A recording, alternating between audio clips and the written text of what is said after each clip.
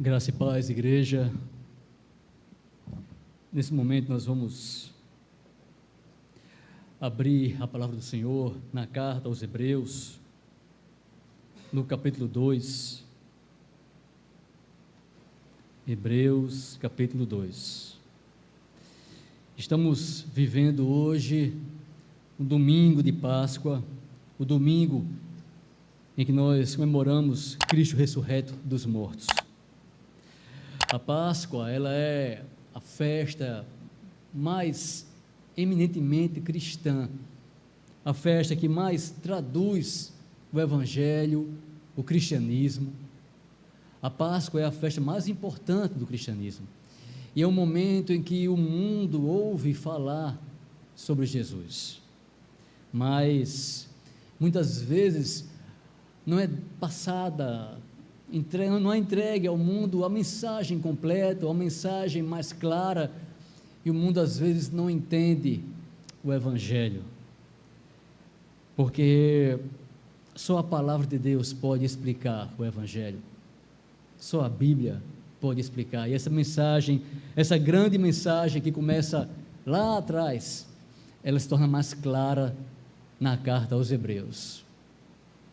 Nessa manhã vamos pedir a Deus que nos dê a sua graça, para que possamos entender por que Deus se tornou um homem, por que Deus teve que morrer, para que isso? Por que Deus, enquanto homem, teve que ressuscitar? Essa mensagem certamente está na Santa Ceia, essa mensagem está lá na Páscoa, que os judeus comemoraram no Êxodo, quando foram libertos, onde a morte não os tocou. Está por trás de cada símbolo desse, está essa mensagem. Por que Deus sofreu?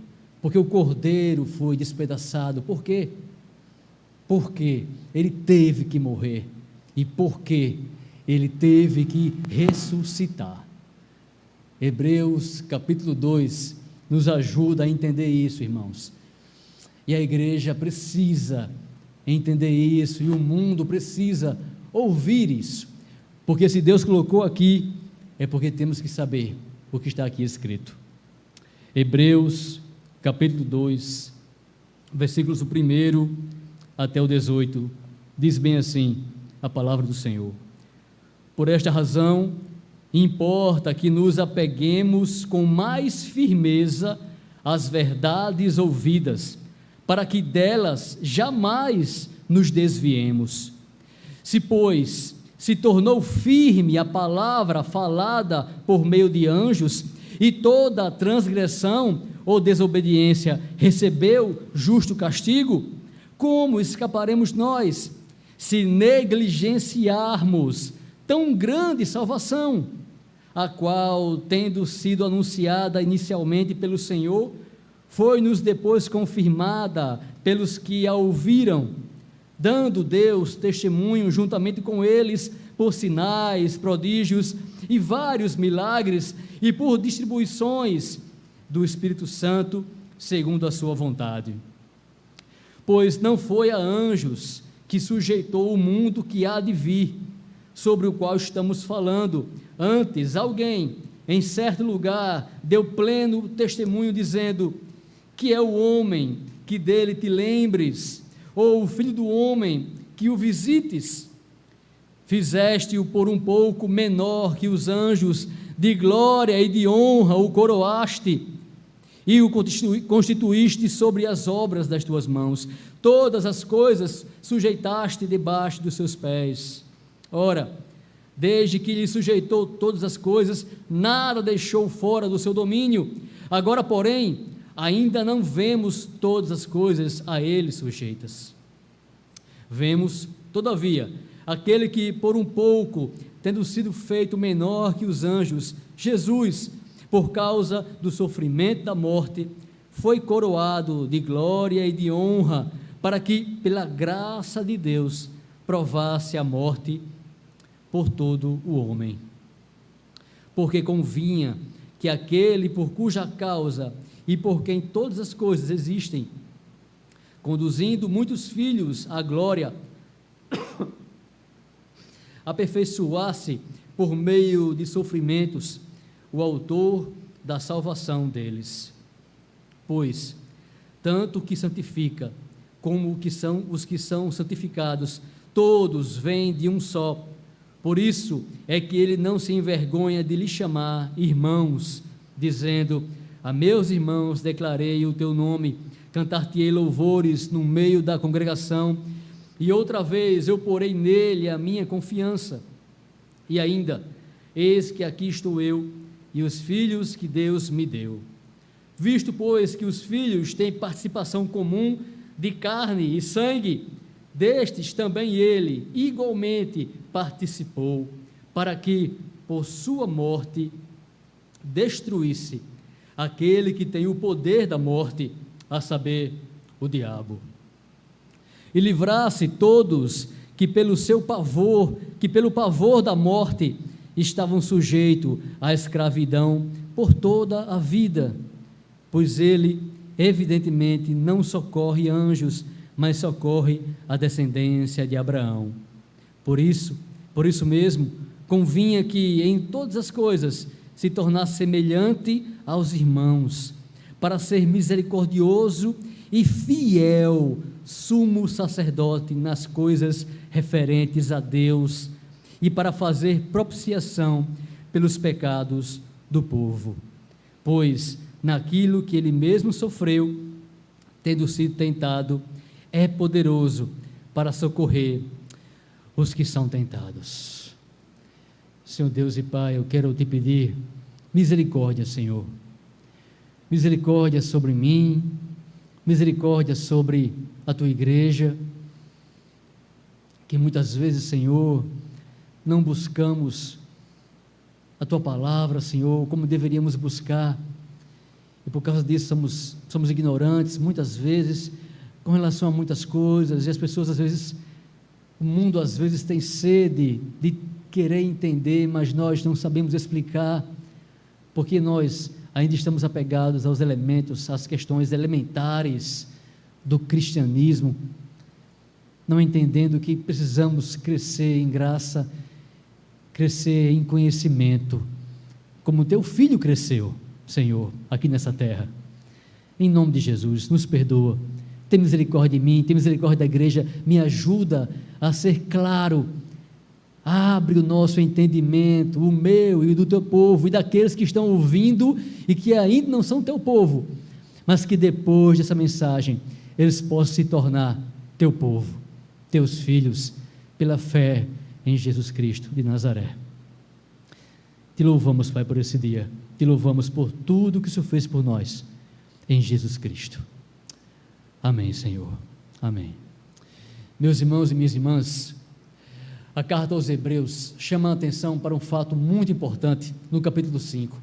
Ele diz que nós ainda estamos apegados ainda a questões elementares do cristianismo. Nós só queremos ouvir falar sobre fé, batismo, esse tipo de coisa, ressurreição, e nós não entendemos muitas coisas difíceis de entender. Aí o autor de Hebreus fala que ele vai discorrer sobre isso, coisas difíceis de entender, mas que o Senhor quer que nós possamos entender, para podermos louvarmos a Deus cada vez mais. Meus irmãos, o maior inimigo do homem é a morte, e a Páscoa tem tudo a ver com isso. A Páscoa é a vitória de Jesus Cristo, a nossa vitória sobre a morte. Certa vez eu estava em um cemitério, participando de um sepultamento, e eu comecei a olhar para aqueles jazidos, olhar para aquelas fotos, tantas pessoas mortas há tantos anos, jovens, idosos, e comecei a refletir sobre a vida, sobre a morte, e comecei a ver como o homem, como nós temos medo da morte. Mas a Páscoa é a mensagem, e é uma realidade da vitória sobre a morte. O que trouxe a morte foi a desobediência. Adão e Eva desobedeceram e trouxeram a morte para nós. O que vai mandar a morte embora, o que mandou a morte embora, foi a obediência de Jesus Cristo. A morte nasceu pela desobediência, a vida eterna, a morte morre pela obediência de Jesus Cristo. E esse texto nos explica por que Jesus, por que Deus se tornou homem, porque Ele teve que sofrer, porque Ele teve que padecer tanto, morrer, porque Ele teve que ressuscitar. Tem tudo a ver com a morte. E o grande medo que nós sentimos da morte. Mas o cristão não deveria sentir esse medo. Nos evangelhos, em certo momento, Maria Madalena está diante do sepulcro, da pedra revolvida, e ela chora, mas assim dois anjos perguntam a ela: mulher, por que choras? Por que choras? A quem tu procuras? E depois Jesus pergunta a ela também, próximo dela: mulher, por que choras? É o que Deus está nos perguntando hoje: por que você tem medo? Por que choras? Por que você ainda chora aquele seu parente cristão que faleceu, aquele seu amado que faleceu, que estava em Cristo? Responde assim Maria Madalena: Senhor, porque levaram o meu Senhor e eu não sei para onde levaram. Essa é a grande questão. O mundo não sabe para onde vai, para onde será levado, não sabe. A morte é uma grande interrogação para o mundo. São as trevas, é a escuridão, não existe resposta. A ciência não dá resposta, nunca deu, nunca dará. Os filósofos também não deram, nunca darão. Daí o medo. Para onde nós vamos? Tudo vai acabar? Essa vida tão boa vai acabar? Mas a Páscoa fala sobre isso. Ali Jesus estava vivendo a Páscoa, Ele havia ressuscitado. E Maria Madalena também iria viver isso. Ela também iria entender a Páscoa, que hoje possamos entender também essa Páscoa. No capítulo 1 da carta aos Hebreus, o autor de Hebreus está falando sobre como Jesus Cristo é maior do que os anjos. A lei, ela foi entregue, foi ministrada a Moisés pelos anjos, e aqueles cristãos hebreus tinham esse questionamento: quem era maior, a lei ou Jesus, a lei ou o evangelho, os anjos ou Cristo? E o autor de Hebreus vai dizer no primeiro capítulo que Jesus é maior do que os anjos. Jesus é muito maior do que tudo. Ele fala bem assim: por meio dele Deus fez o universo. Ele ama a justiça e odeia a iniquidade, a maldade. Esse é Jesus. O Filho é o resplendor da glória de Deus. Jesus é o resplendor da glória de Deus. Ele é a expressão exata do ser de Deus. Por isso Cristo disse: quem me vê, vê o Pai. Nós somos um só.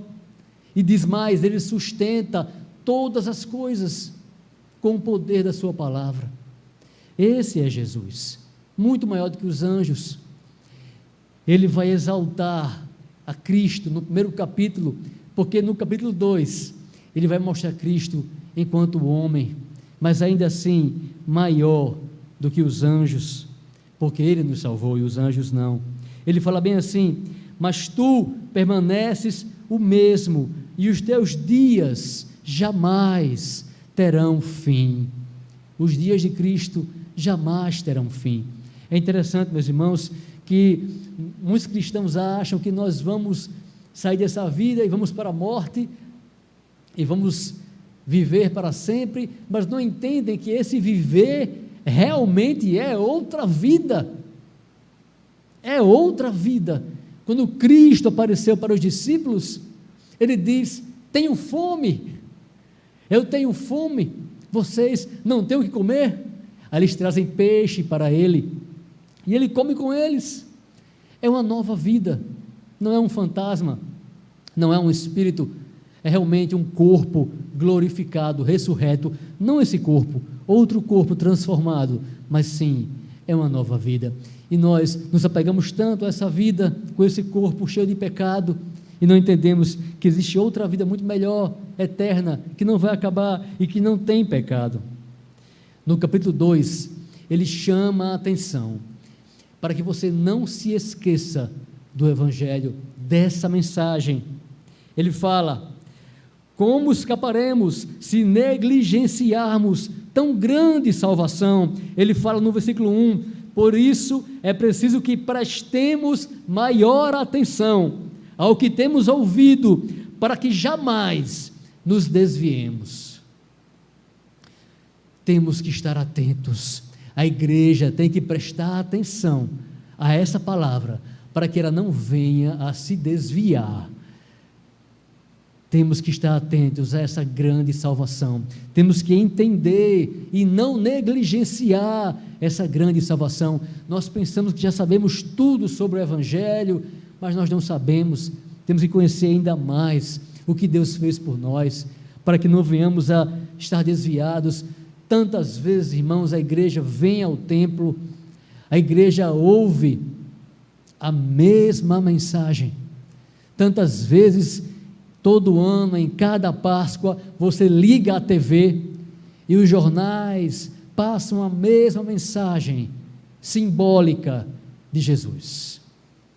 Todo o simbolismo em torno da Páscoa, todo o simbolismo em torno da ceia, em torno do pão, em torno da morte, mas ninguém explica por quê.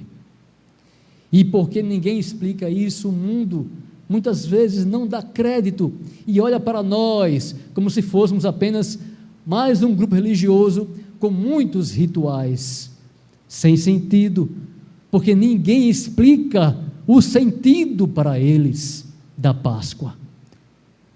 A igreja, eu e você, nós temos que entender esse sentido e passar o real sentido da Páscoa para as pessoas. Por que Deus teve que padecer? Por que Ele teve que morrer? Por que Ele teve que ressuscitar? Por que Deus se transformou em um homem? Temos que buscar isso, irmãos, em nome de Jesus, para que você não se desanime e não venha a se desviar, cheio de perguntas que nunca são respondidas. Ele começa falando de que Jesus é o Filho do Homem, que lá no Salmo 8, Deus havia dito: quem é o homem para que com ele tu te importes, Senhor? Quem é o homem? Quem é o homem para que com ele tu te importes? Deus não precisava se importar conosco, porque nós não somos nada, irmãos. Nós não somos nada diante do Senhor, mas Ele se importou. E o seguinte, ele fala sobre Jesus: e o Filho do Homem, para que com Ele te preocupes.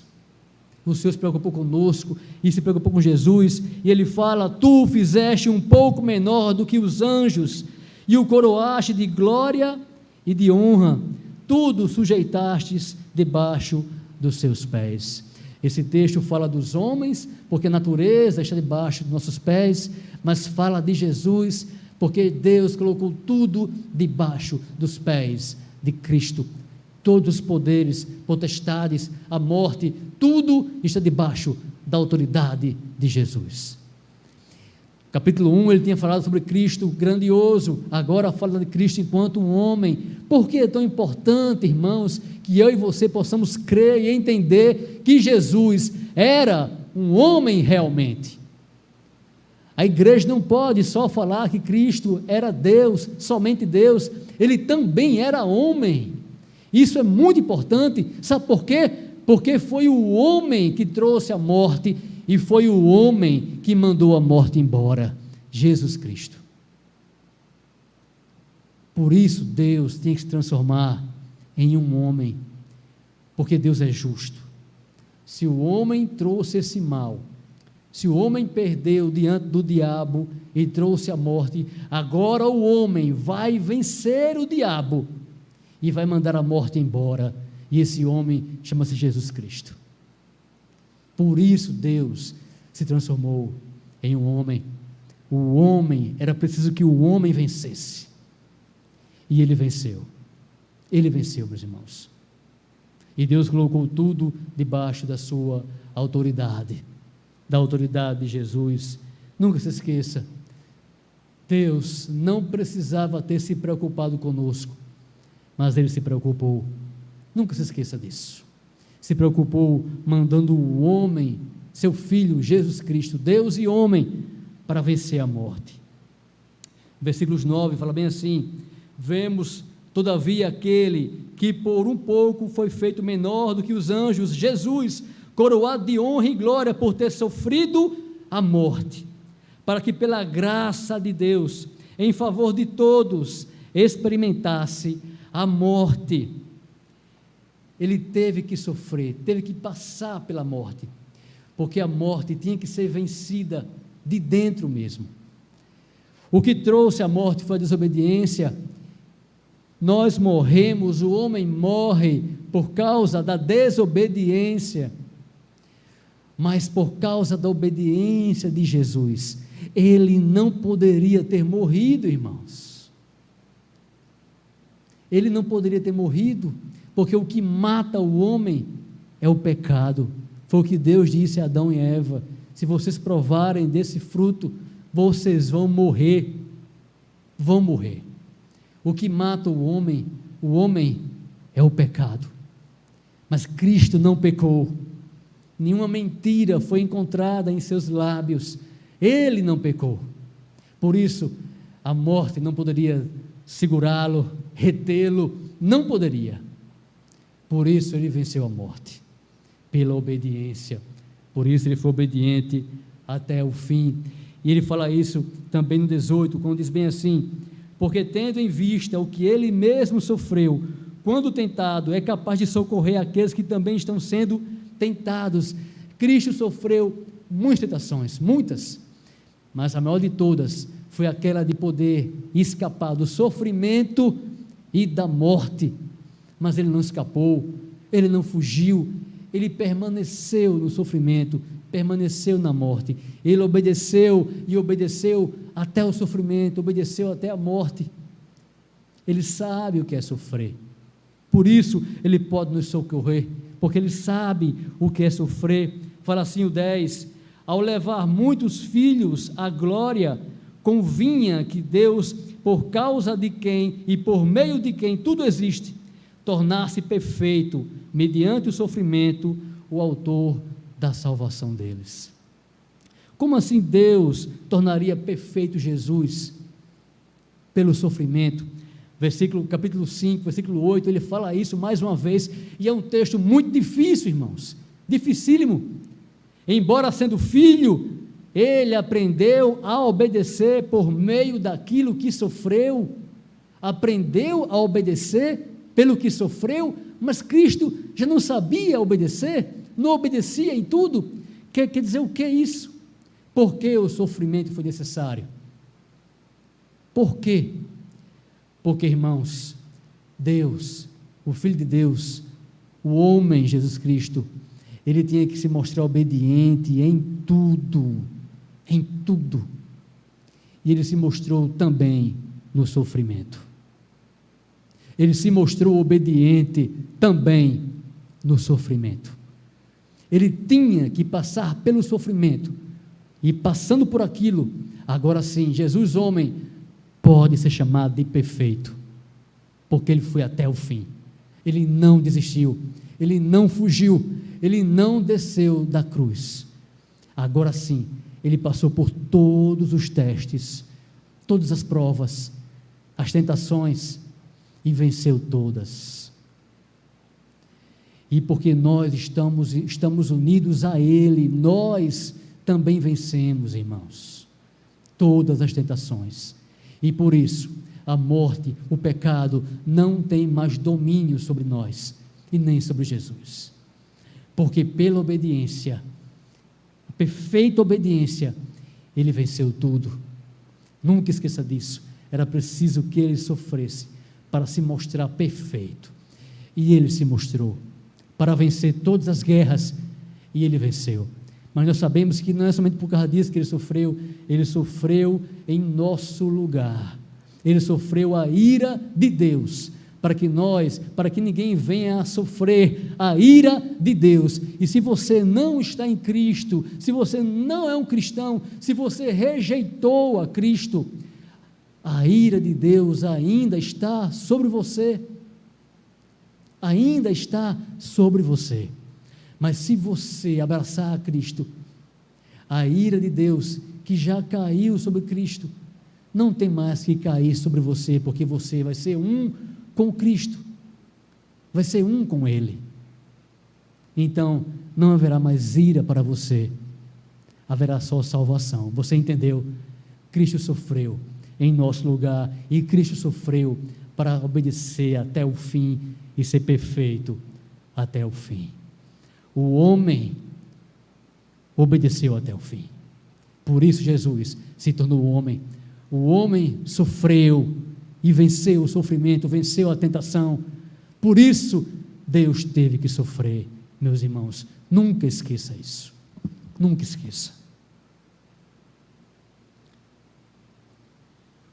Fala bem assim: Ele é capaz de se compadecer dos que não têm conhecimento e se desviam, visto que Ele próprio está sujeito à fraqueza. Jesus próprio sofreu fraqueza, Ele sofreu a tentação, Ele sabe pelo que nós passamos, por isso Ele tem misericórdia. Ele pode ter misericórdia de mim e de você. Hebreus 2, 11 até o 13, fala bem assim: pois tanto o que santifica como os que são santificados, todos vêm de um só, por isso é que ele não se envergonha de lhe chamar irmãos. Cristo veio de Deus, nós viemos de Deus, Ele nos chama de irmãos. Mas aí o autor de Hebreus fala bem assim: se são irmãos, eles são de carne e osso, de carne e osso. Versículo 14: visto, pois, que os filhos têm participação comum de carne e sangue, destes também ele igualmente participou, para que por sua morte destruísse aquele que tem o poder da morte, a saber, o diabo, e livrasse todos que pelo pavor da morte estavam sujeitos à escravidão por toda a vida. Aí você vai entender por que Jesus precisou morrer, porque Deus precisou morrer, porque o homem tinha que vencer a morte. Ele, Deus, o Verbo eterno, tinha que se transformar em sangue e em carne, em um homem, para que morrendo perfeito, sem mácula, sem pecado, em total obediência, ele pudesse vencer a morte, porque a morte ela só poderia ter direito sobre quem peca, irmãos, sobre quem peca, sobre Adão e Eva, sobre mim e você. É a morte só tem direito sobre quem peca, ela não tinha direito sobre Jesus. E assim, Deus se transforma em carne e sangue e vence.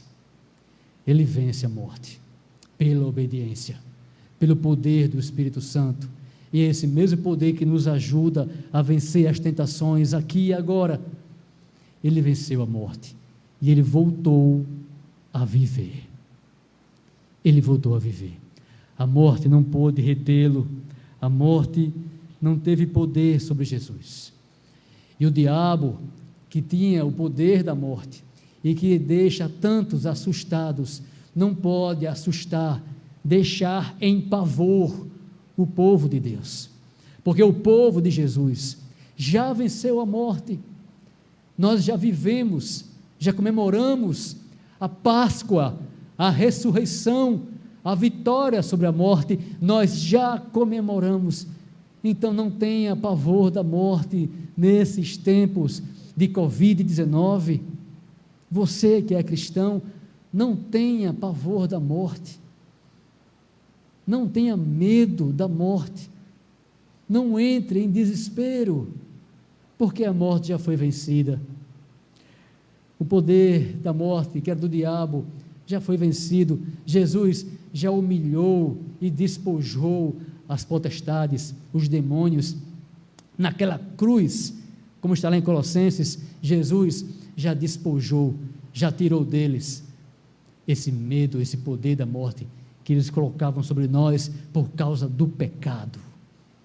Por causa do pecado. Mas Henrique, eu peco ainda, eu sei, mas os nossos pecados foram todos cancelados naquela cruz. Se você crê em Jesus, você é um com Jesus, e você obedeceu a Deus perfeitamente, porque você faz parte do corpo de Jesus, e os seus pecados, todos, já foram cancelados. Se você crê nisso, a salvação já chegou para você, porque a salvação vem por meio dessa fé. É o que ele fala no 16, pois ele evidentemente não socorre anjos, mas socorre a descendência de Abraão.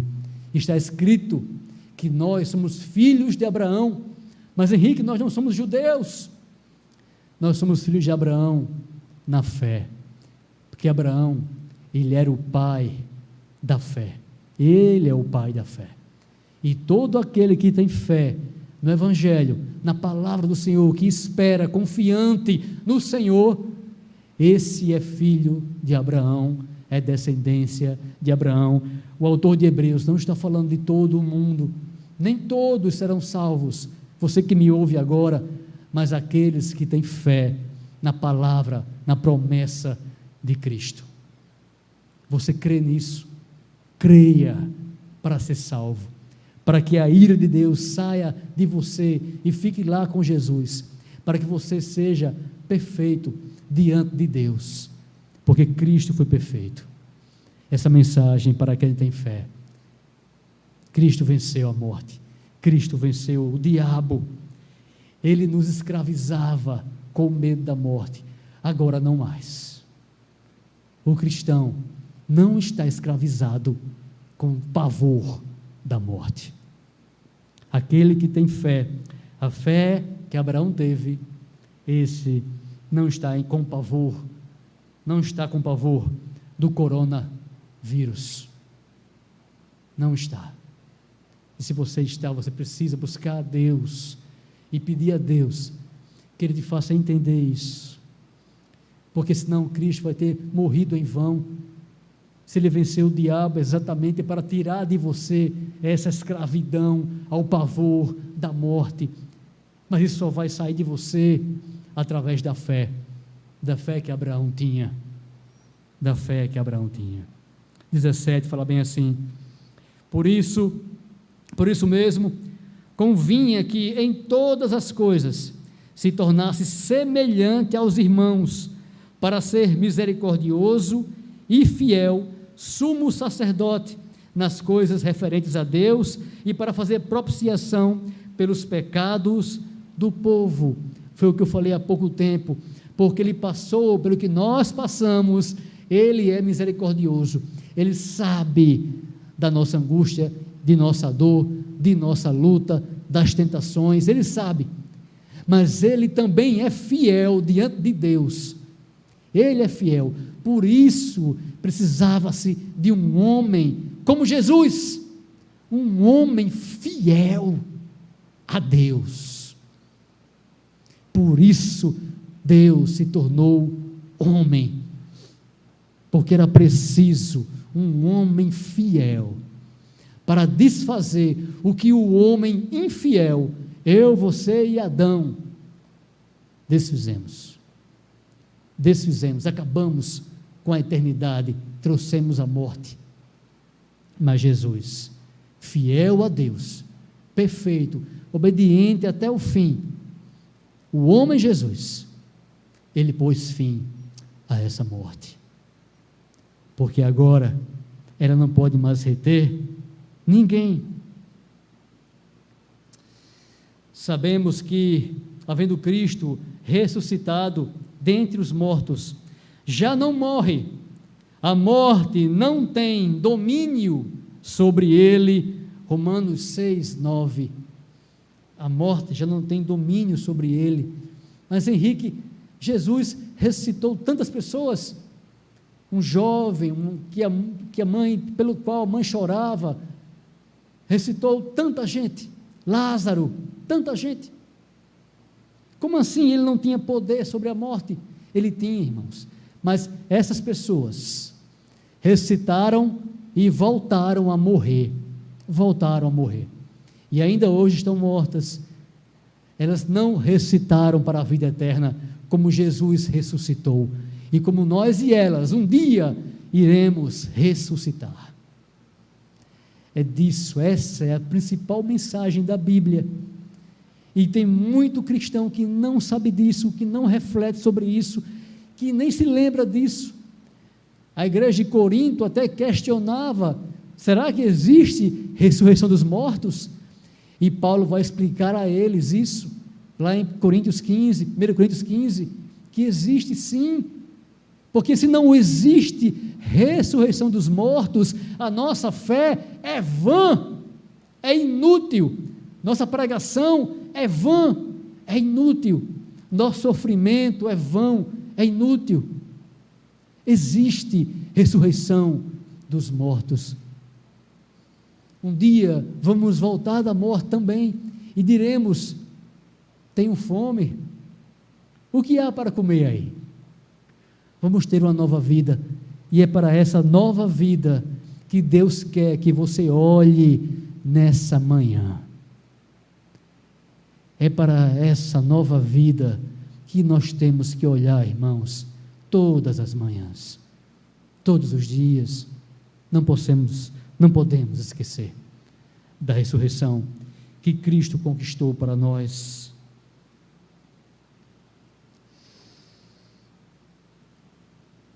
Ele fala bem assim, no 18: pois naquilo que ele mesmo sofreu, tendo sido tentado, é poderoso para socorrer os que são tentados. Lembre-se, Cristo morreu para a propiciação dos nossos pecados. Cristo morreu para pagar pelos nossos pecados. E se você é cristão, você tem que crer que estão pagos, estão cancelados, todos eles cancelados em Jesus. Você tem que crer que Ele veio para participar da nossa humanidade, para que o homem conquistasse a vitória, e o homem conquistou a vitória. Nós somos mais do que vitoriosos. Eu queria terminar com 2 textos. Diz bem assim, 1 Coríntios 15, 24: então virá o fim, quando ele entregar o reino a Deus, o Pai, quando houver destruído todo o domínio, e toda a autoridade, e todo o poder, pois é necessário que ele reine, até que haja posto todos os inimigos debaixo de seus pés. Ora, o último inimigo a ser destruído é a morte. O último inimigo a ser destruído é a morte. A morte, irmãos, já foi vencida, mas um dia ela vai ser destruída. Você ainda vê a morte, eu ainda vejo a morte atingindo a muitos, mas isso não pode nos apavorar. Ela foi vencida, e um dia ela será destruída completamente, no dia em que nós vamos ressurgir, no dia em que vamos ressurgir, ressuscitar junto com Jesus. Fala bem assim, mas no capítulo 54: então se cumprirá a palavra que está escrita: tragada foi a morte na vitória. Onde está, ó morte, a tua vitória? Onde está, ó morte, o teu aguilhão? mas a graça de Deus nos dá vitória em Jesus Cristo. A graça de Deus nos dá vitória. A graça de Deus nos faz dizer: onde estás, morte? Onde está a tua vitória? A luta já acabou, meu irmão, minha irmã. Como ele mesmo disse, está consumado, acabou, e nós vencemos. Não tenha medo, não tenha medo. A desobediência à lei, a Deus, matou o homem, mas a obediência do homem deu vida eterna mais uma vez ao homem. E se você crê como Abraão creu, se você é descendente de Abraão na fé, isso é para você também. Seus pecados podem ser cancelados.